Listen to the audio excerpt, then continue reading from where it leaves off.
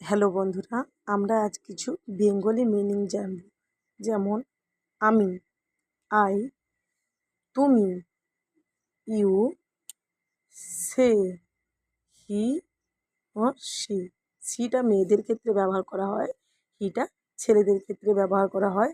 আমরা, উই, তারা, দে, হই, এম, আমার, মাই, আমাদের, আওয়ার, তোমার, ইয়োর, তাদের, দেয়ার, তার, হিম, আর হার।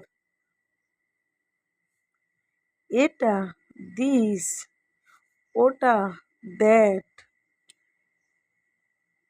ইহা, ইট, আমাদিগকে, আস।